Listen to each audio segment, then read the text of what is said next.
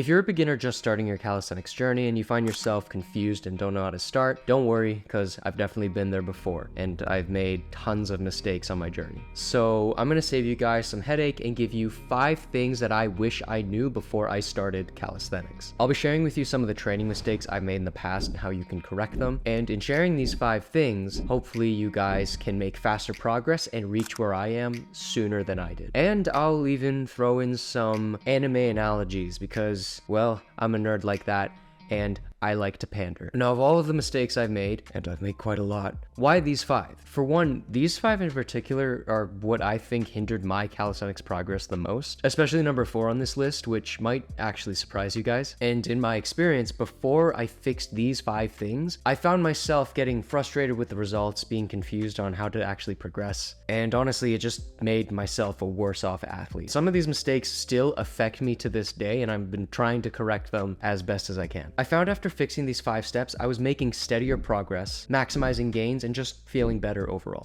So without further ado, we'll go on to the first one. And you guys already saw it in the thumbnail, and that's actually to train less. Well, I know that sounds counterintuitive, but just let me explain. When I first started working out, I trained pretty much every day and for a really long time. I remember doing countless sets of just everything and not really following a structure. And early on, like year 1, year 2, I was probably doing 5 or 6 exercises per muscle group every single day, which I thought was good, right? But at the same time, I found myself a lot more tired, a lot more sore, and my progress was actually pretty slow. And the reason for this was because I was doing about 30 sets per muscle group every single week, which is just way too much. And it completely hindered my recovery. So how much volume is enough volume? Or too much volume? Well, it's actually pretty easy to explain. There's 3 things you really need to consider: the volume, the amount of gains you're gonna make, and your level of fatigue. As training volume goes up, you accumulate both potential gains and fatigue. While there is a minimum threshold for your gains to actually appear, there is actually a maximum cap as to how much you can gain from a workout. However, there isn't actually a cap to how much fatigue you can accumulate, and this can actually give you some diminishing returns or make your gains worse. Well, I mean, technically there is a cap to the amount of fatigue you can get, but you probably don't want to reach that. Studies have shown that the minimum and maximum number of sets lies between 10 and 20 sets per muscle group per week. And keep in mind, these should be good, hard sets. So training to failure, if not close enough to failure. If I were to come up with like an anime analogy for this, it would be like if Midoriya uses One for All for the first time and he's going all out and using up 100% of the energy, and it's just breaking his bones. When he starts to actually hold back a bit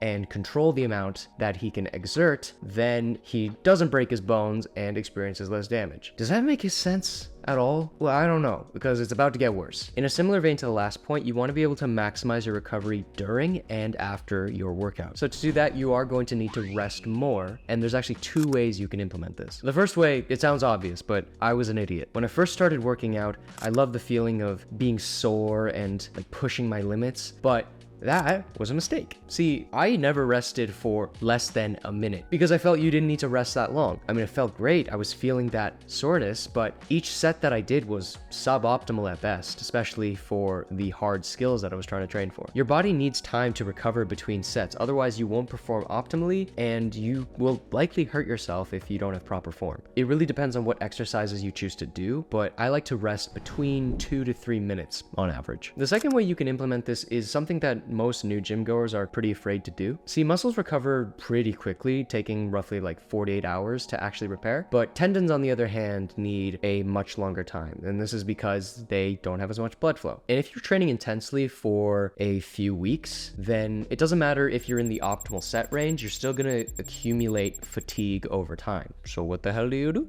The answer is to take a deload week, either having your total volume or just do nothing, which is also totally fine. A lot of beginners think they're going to lose all of their gains if they take a week off of training, but it actually takes a lot longer for your muscles to start shrinking or losing strength. For me personally, I like to do yoga. You know when Sung Jin Woo does his like One Punch Man workout and then he has to do a full recovery before he can do it again? Well, this doesn't make any sense because he can do it instantly. It doesn't take like a week to do it, and instant recovery isn't real. I don't understand what this doesn't make any. Or when Baki, he was poisoned and he had to recover by eating food and drinking sugar water, and that doesn't make any sense either. I mean, he got stronger after he rested, right? That's the point. Okay, let's move on. The third thing that I wish I knew before I started calisthenics is actually something that still affects me to this day. See, calisthenics can make you strong. Very strong. But a consequence of that is your muscles will start to shrink and they will actually get tighter. This is a problem I have personally. I struggle to stretch out my chest. My chest has become very tight and I can barely move my arms behind my back, which is why now more than ever do you really need to implement mobility training. Now, you don't need to worry about adding extra minutes to your workout or restructuring everything. There's actually some simple ways that you can implement it. For one, and most obviously, just do some stretches after your workout. Not only is it going to minimize that muscle shortage, but it's actually going to help you make more gains by opening up those micro tears that you made during your workout. And secondly, just doing mobility-based exercises can really save you some time and help you stretch out those muscles. Things like deficit push-ups or even Cossack squats that help you stretch the hamstrings. Exercises like these can help you passively stretch while you are building strength at the same time. And of course, thirdly, you can add specific mobility moves to the end of your workout, but only if you have the time and you actually enjoy it. Okay, anime analogy. When Luffy is on his pirate ship and he says it's stretching time, and then he stretches all the way to the One Piece and he gets the One Piece.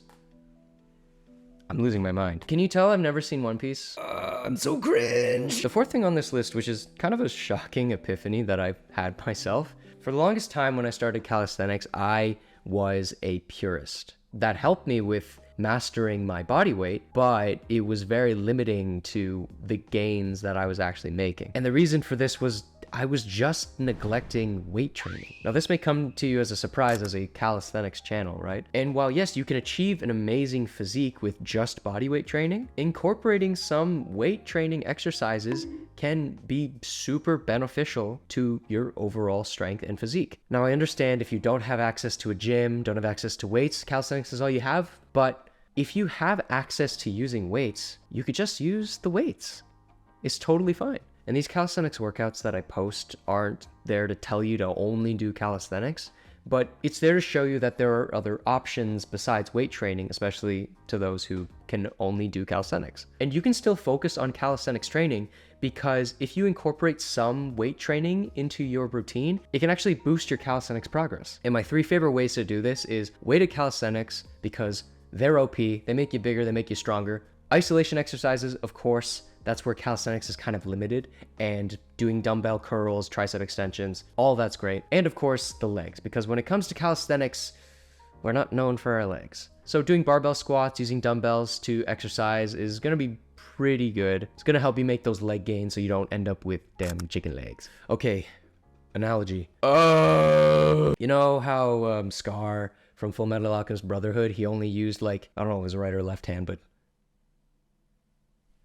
like he would only use his destroying hand, and that limitation almost got him killed. Only when he actually embraced the other side of alchemy, which was creation, not only did he beat Wrath, but he built a new future for his people. Damn, that one was actually pretty good. The 5th thing that I think really hindered my calisthenics progress is just not mastering the basics. Now, I say this a lot, but what does this actually mean? If you're anything like me and you've seen a bunch of cool calisthenics moves online, you want to do those things. And that ambition made me very impatient. I was trying to perform moves that were way out of my level, and I was doing them with poor form, poor technique, and I wasn't making any progress because I wasn't doing them right. It's only when I actually started to slow down and actually do progressions that my body was capable of that I actually started to progress slowly to perform those cool calisthenics moves. So do yourself a favor and leave your ego at the door. But it doesn't just stop there. To master the basics also means to master the fundamental exercises, things like pull-ups, push-ups,